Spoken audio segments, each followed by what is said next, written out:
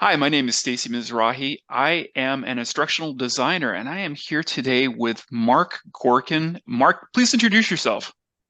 Hey, Stace. I am a licensed clinical social worker. And we're thinking about talking about anger as a follow-up from last time. So, being a stress and violence prevention consultant for the U.S. Postal Service back in the 90s, certainly I have my bona fides.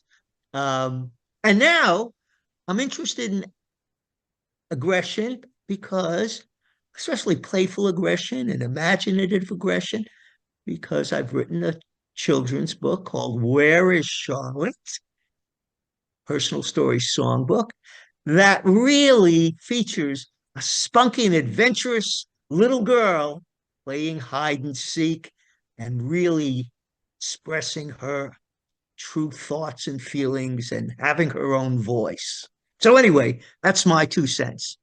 Yeah, we had a great discussion last week about, childhood anger, and I think there's a lot of benefits to kind of looking and focusing on that, especially for me as a parent, because dealing with anger is something that I deal with on a regular basis, not just for myself, but with my child as well. It was difficult enough when I was in anger. It's another level when you have a small child that's, freaking out, and then you start to ask questions of yourself, like, what am I supposed to do in this situation where the child is just getting out of control? And we kind of talked about that last week, and I thought it'd be beneficial to kind of like move that forward a bit because that was a great discussion. Like, speaking of which, speaking of anger, I just wanted to share something with the audience real quick. I just got this in. This is I should probably be angry about this. This was actually going to be my mask for a Halloween party I went to over the weekend, and it arrived late, so I didn't get a chance to wear it.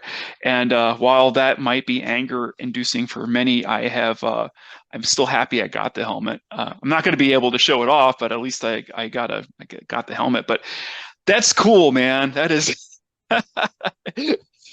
When you look at that, that just looks like an angry costume. And I was going to say, and it's ferocious, mhm. but it's taking us to a new place. It's taking you to a new place. Your face lights up when you hold it up and you share it, and I think that's what we want is that anger, aggression really is freeing, and it brings energy out that I want to break through.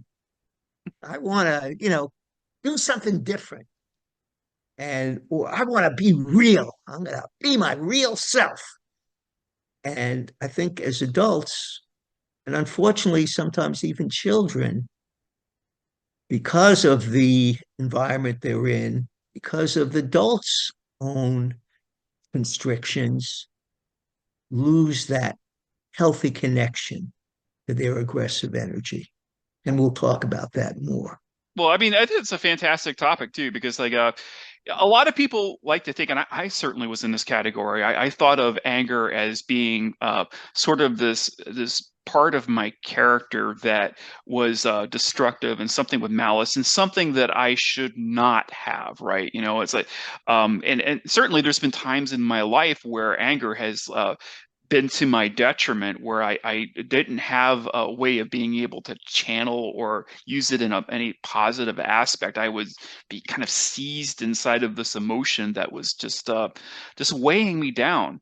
And certainly I think that this is something that I've had for a good portion of my life. And for me personally, it was I didn't have a lot of guidance from my parents when I was growing up about how to deal with emotions like that. I just had to suffer through it, if you will. And sometimes one time when I was a teenager, I got into an argument with this bully at a bus stop, and he was a bigger kid, and I got so angry. I came because I wanted to punch him in the face, and I knew if I'd even tried that, I would get clobbered.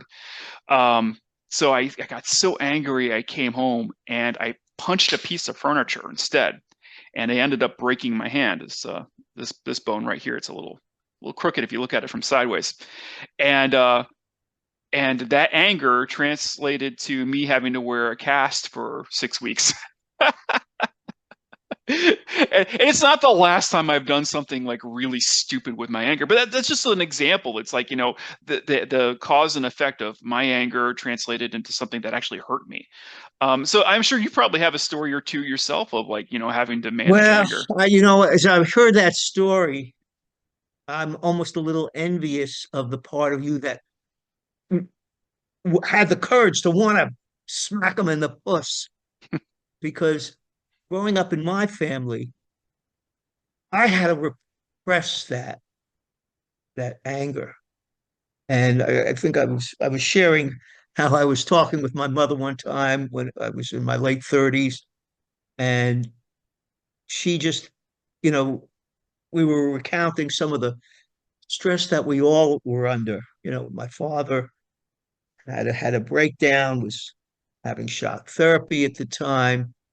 Her mother with lost a leg and was lose a second leg, was living with us. A, a, a younger brother was in and out of psychiatric hospitals. It was a menagerie. And I remember her saying to me, with all that was going on, you aren't going to give me any problems. And I didn't. And I know it had a lot to do swallowing that anger. And not just swallowing that anger, it's like sort of like what you were saying, Stacy. It's now you're afraid to say when you're upset or when you're hurt. You just swallow all your emotions and continue what the family's doing, keeping secrets. Don't be real. Don't talk, don't trust, don't feel.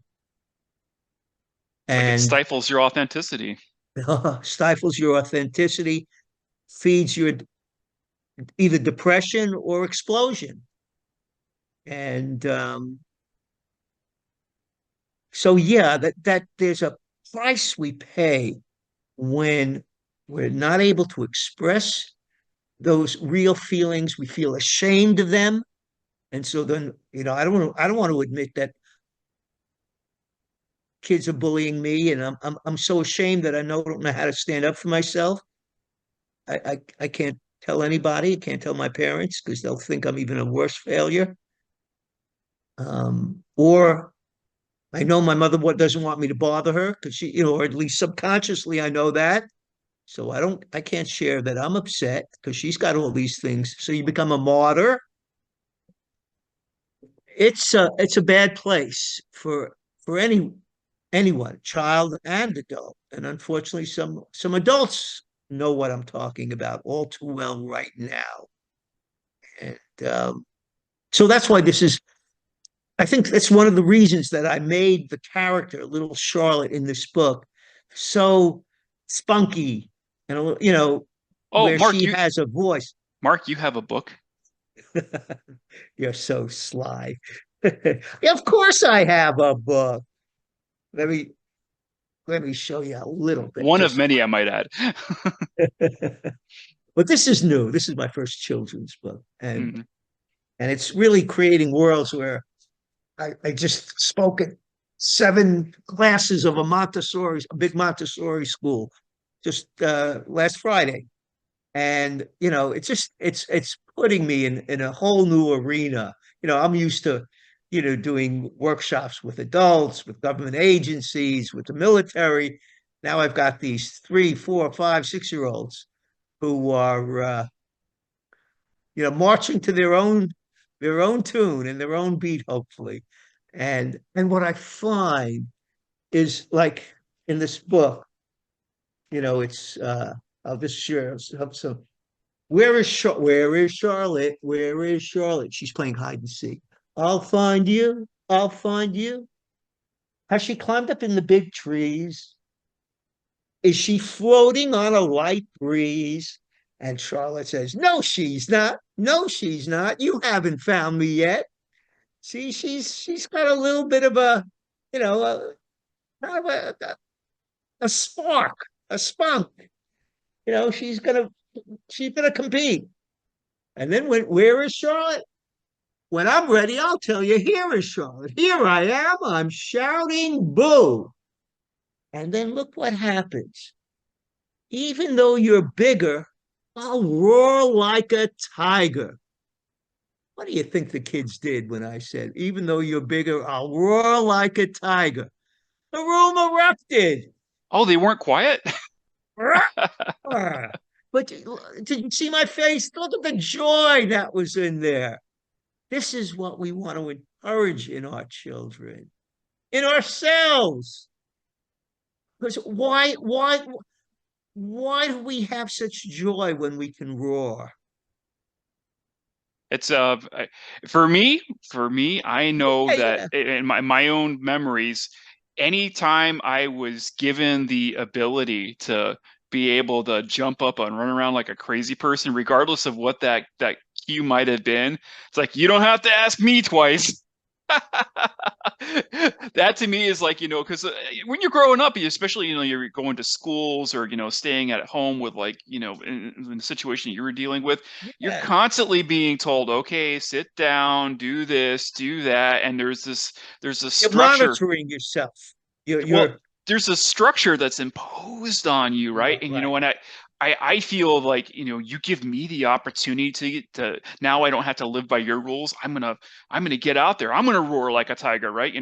For me, that's just it's like there's almost like this energy that's pushing down on you, and so you're keeping this bottling up of energy, and it wants to explode out. And for me, give me that opportunity to explode, and I will let it rip. And I'm sure lots of kids are that way too. Oh yeah, and you know what? Adults too. I mean, why did I love being a presenter? Because I knew I could be aggressive, I could be passionate. I could bring my full self. And maybe because I'm a type A New Yorker, but aggression is big part of that self. See, I just assumed that it's because you're a New Yorker. It's, but it's and then you Mark? yeah, Yeah, I'm sorry. We lost the connection through right. Zoom, and I don't know what was going on. Maybe the last 15 seconds. You were there for a little bit, and then you went back out again. So Okay. it's still recording. Everything's still going on. So Yeah, yeah. So we'll figure it out. So I can't even remember now. That's one of the things I get so caught up in the spontaneity of it. It's not well thought out. It's just being myself, and that's what we want with our kids. To give them a chance to be themselves, and or maybe to push the boundary just a little bit. And that's why kids love to, roar like a tiger, howl like a wolf, put themselves in new identities, new situations, new possibilities, to use their imagination. Has she turned into a flower? That's one of the questions that Charlotte poses or the book poses. So anything that allows us to, when I put on my Blues Brothers hat, my black sunglasses, and my black tambourine, and I start doing my shrink wrap, it's it's just another side of me I'm really allowing out, and I love it. The audiences love it, even though they're on one initially they're shocked and they're laughing, but they realize, wow, this guy doesn't care if he's looking silly or sounding silly. He's just having a beautiful time, a fun time, and I wish I could do that. well, let's talk for a moment about we know with the child, it's really important for them to be expressive, to be able to know, like with this energy that they have inside of them, to be able to give them the space to be able to let them express themselves, to roar like a tiger, if you will. Right. And now I want to like flip the script there and just kind of look at this from the parent's perspective, right? Not only like what sort of space we should be giving a child, like when should we be giving them this space, but also how do you manage this space? Like do you just step back and just let the thing happen? Obviously, with your book, right? Now we've got this tool, like we're providing you with a tool for being able to give them the space for the imagination and the playtime, right? But in general, what's the advantage to having this expressive time, but also what's the consequences, Mark? Like what happens if you start suppressing this child's natural energy? Well, I think we've talked a good chunk about that. They really begin to doubt themselves. They think, oh, this must be wrong. When in fact, I mean, that's one of the things you hear so much about, children in very constricted schools.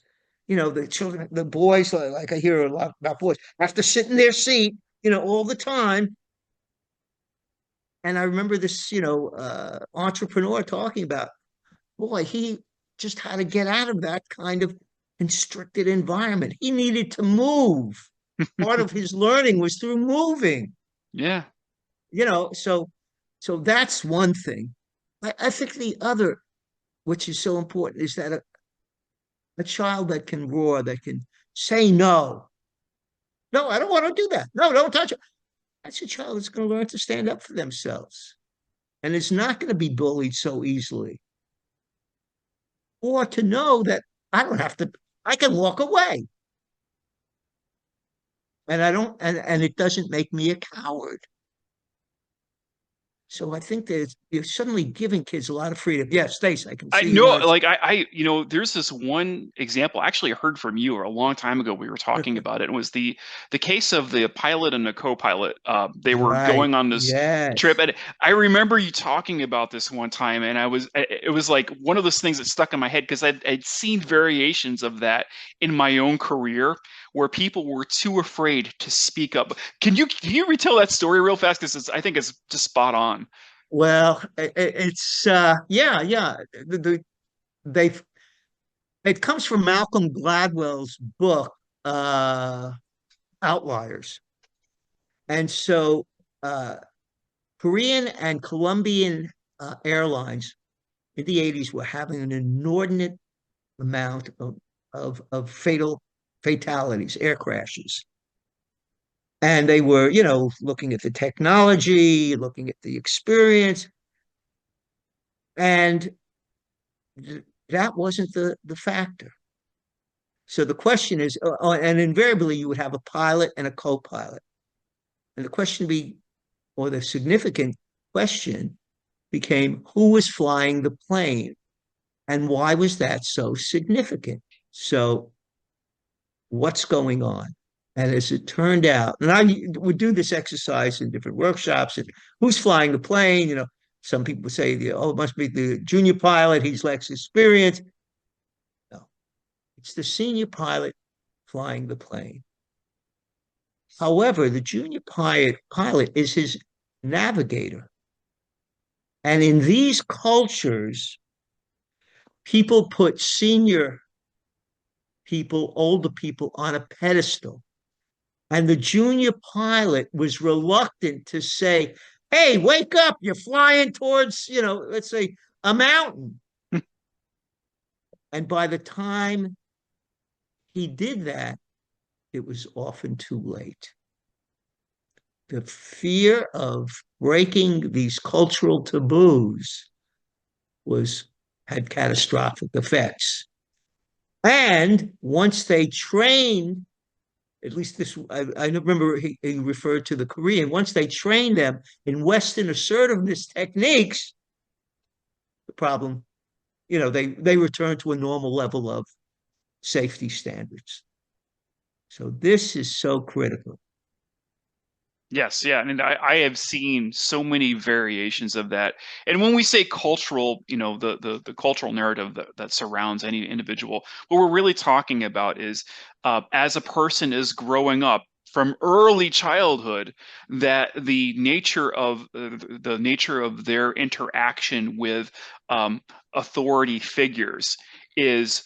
I'm not going to use the word suppress, but there is an expectation that they don't say anything, right? And certainly, even when I was growing up, my father was a Or you don't product, question the authority. right? Right. You don't question the authority. But I can also, this gets back to something that has been generational even here in the United States. My father, again, a New Yorker, he would repeat when I was younger, children be seen but not heard, which I think was coming from his father, right? Yeah. So, you're talking about the greatest generation. So there was this norm not too long ago, even within our society and inside of Western civilization, that hey, you're young, shut up, right? We don't want to hear from you. That you listen to me, and so there's this one-way streak, and what that does is it puts you in a position of not being able to say anything to to your elder, even if the thing that you perceive as being wrong or bad or misguided, you just let that thing happen, and if there's a splash effect on you, then so be it. But oh, my internet connection's starting to go out again. Yeah, the last 30 seconds you were 20 seconds you were frozen. Oh, that's a good place for me to stop anyway. So Mark, let's we're gonna have to wrap And it you up, know what? unfortunately. Actually, what we just did is, I think, so important, and I don't even know if we have to edit it out. Yeah, Life is full of glitches, and we don't have to be perfect, because that's some of the ways we suppress ourselves. Oh, I can't speak up unless I know it perfectly, or I can't, unless I say it just the right way, or if I pretend. No, life is full of stuff, and the more that we become accepting of ourselves, our flaws and foibles, that's normal, and I don't have to be so ashamed of it, then I flow, not feel so self-conscious. Anyway, that's just my 2 cents on that. I know. It's just For my perception, like in my profession, I started learning the iterative model, which is sometimes when we're making mistakes, right? There's this fear of making a mistake, and that would like put your whatever you're working on, your project, your specific task, maybe it's a school project or whatever, but um, you try to do the entire thing, and if you hit that flaw, it basically puts a dead end in what you're doing. And inside of one particular area inside of learning design, we have the iterative approach, which means that you are constantly making adaptive changes throughout the course of you doing things. And I like to reflect on the psychology of that, because when I was coming out early into my career in instructional design, I was constantly in front of an audience and having to talk. And Mark, that first time scared the crap out of me. It really did. I had this fear of just looking like a fool in front of an audience. And before I had even learned iterative design, I was actually implementing it on myself. So as I would start talking in front of the audience, I could stutter a little bit, and start to stammer a bit. And I started learning how to push through that. And when I started pushing through that, things just started to flow through me. So there's this acceptance of the self, of it's okay to make mistakes, right? And to my own personality, I had to learn how to really roar like a tiger. And sometimes it might sound like a kitty cat. but you get that practice, and the only way you get that practice is learning to roar, man. You just got to do it. yeah, Got to yeah, do it. Anyway, I think that might be a good spot to wrap up, because yeah. I think so. I think we probably can get a lot of nuggets of wisdom from this program. so Mark, where if a listener is curious about your book, where can they find this wonderful piece of literature? Well, two easy places. You can go to my website, www.stressdoc.com. Hmm. You can go to Amazon, and you can go to Archway Publishing, www.whereischarlotte.net. And cool. We'll put And we'll put all of those links down in the comments if anybody's interested in that. Again, a yeah, great way of being able to spend some time with your child, giving them that tool to be able to exercise and express themselves. yeah. Mark, thanks for joining me. Thanks. Oh, thanks for being a fellow Growler and howler. Roar! There you go. See, even when I do it, it feels good. I hope everybody out in the audience is doing the same. Thank you Hey, for joining and us. guess what's coming up? Halloween. So this is that's it. There you go. Let's really do it right. Why do I think of the Tin Man in Wizard of Oz? No, no. The only problem is I can't hear myself. Oh no, now I'm out of focus. There we go. Hi. All right. Okay. That's I'm Stacy. I'm signing off. Take care of It's a yourselves. wrap. It's It's a a wrap. wrap. Have a good one.